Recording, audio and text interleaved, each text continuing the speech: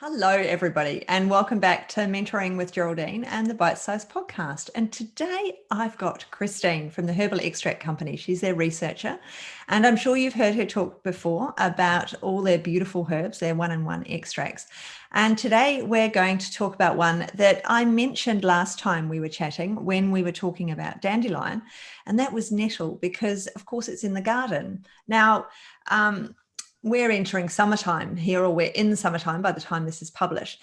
And so you won't be seeing any nettle in the garden right now.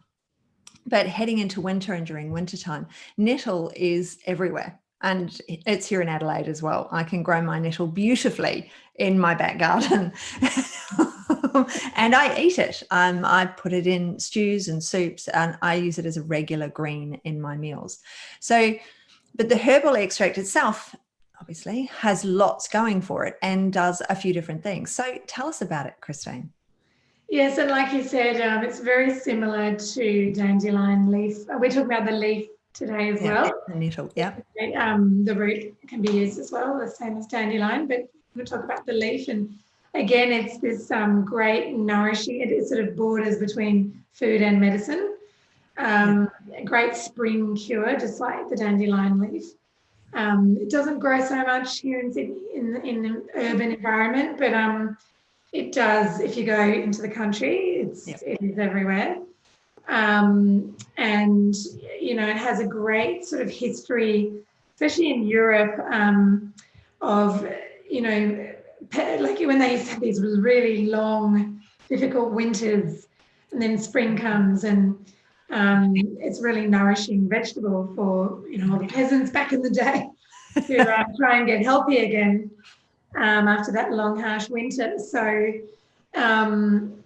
you know, I think what it's most famous for is it's called stinging nettle, the common name. And, you know, it's got these little white hairs that are like a glass-like hypodermic needle. Yes. Which is why it's called stinging nettle, because when the spikes pierce the skin, they inject actually formic acid along with a few other substances, but the same thing that when you get bitten by an ant or a bee, it's the same chemical that makes it sting. Yeah. So it's not pleasant. No. And, you know, the saying goes that anything that goes to that length to protect itself is obviously guarding something that's worth having. And it's really, really nutritious. Yeah. So it was used a lot for convalescence and lethargy and recovery from childbirth and that sort of thing. So that hence why it's one of the most commonly used plants in the world, because of its nutritional qualities. Yeah. It's and I mean, in Europe, of course, it grows by close to dock leaves, because that's the traditional remedy. Is if you walked through stinging nettle, you'd grab a dock leaf and you'd put it on your skin. So but I've not seen any dock leaves growing, and I certainly don't have any in my back garden, where I mean, I don't have a big garden, but I have a nettle patch, because those young fresh nettle leaves are so delicious and so nutritious that I actually have a dedicated little spot for it. But it works so well in allergy, and we see that because there it is causing an allergy. So it works through all the systems that really support allergy sufferers to help them out. And it is really commonly used. It's commonly eaten, and but it's also really good for osteoarthritis and joint pain as well. And because of the heating, because it warms. So, and it warms the space. Now, I've never personally put it on the skin as a poultice. I've not been brave enough, but I guess that's a possibility. I think that was in the old days. It was called urtication, which is coming like the botanical name Urticaria dioica. And in the old days, they used to just get the plant and hit the area that was, or flogging is what it was called. So that was a traditional remedy, chronic rheumatism and, you know, muscle weakness. So, yeah, and I'm not sure people are going to do that these days. But, I think I'd rather just take it as a 1-in-1 extract along with the rest of the remedy that I needed for what was wrong with me. But yeah, if someone has very bad joint pain or arthritis, it would be worth trying if they do have nettles, and studies have shown that it works. Yeah. But yeah, as you said, it's a natural antihistamine for inflammation and allergy. So even though the stinging hairs, as well as formic acid, they inject histamines into the skin. So, but paradoxically, it's also good for allergies. Yeah. So, and there's been randomized trials in humans. Not a lot. There's one like on 37 people, but it's a start. You got to start somewhere. Yeah, exactly.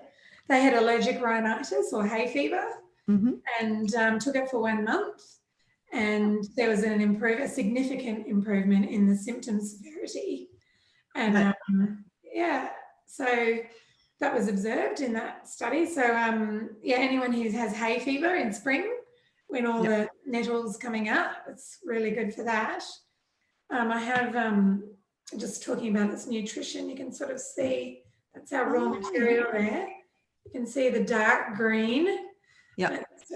Just chopped there, and then I have this is our 1-in-1.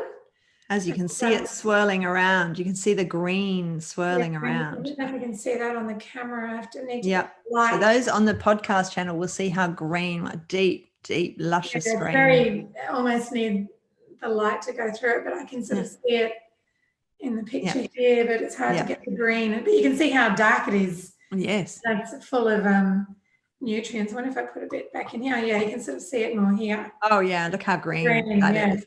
You can really see the absolute green for those people who found the YouTube channel and can look at it. So it's a phenomenal green for those of you who can't see it.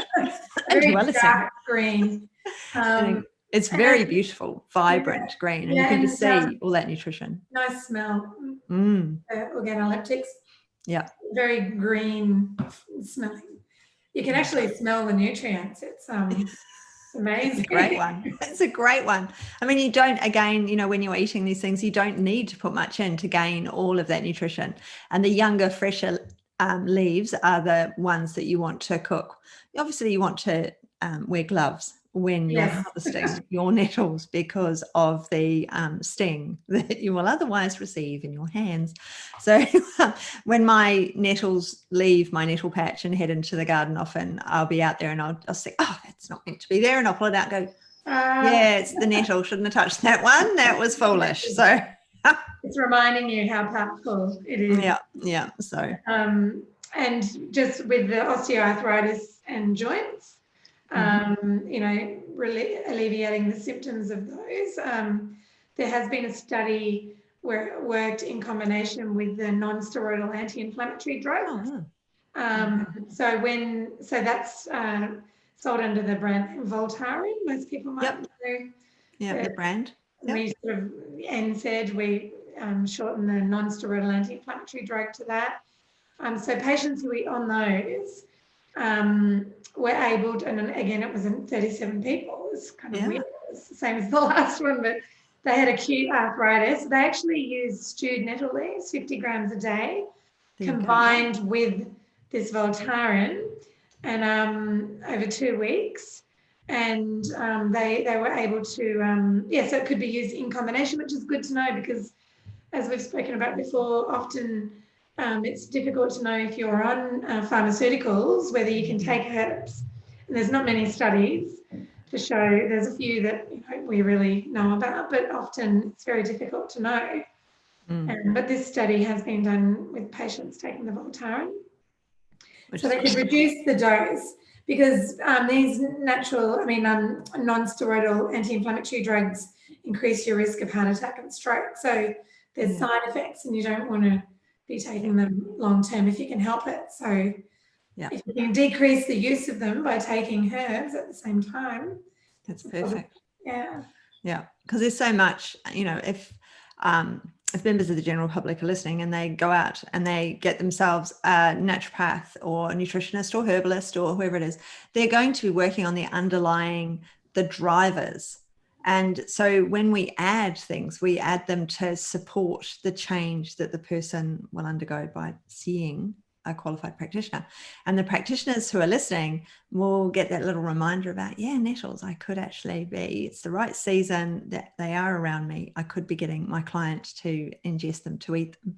And I can get them to have the tea. I can get them, the herbal tincture to go in there. Tincture is good because you can formulate it into what other herbs you're putting in, and then that's just one less thing.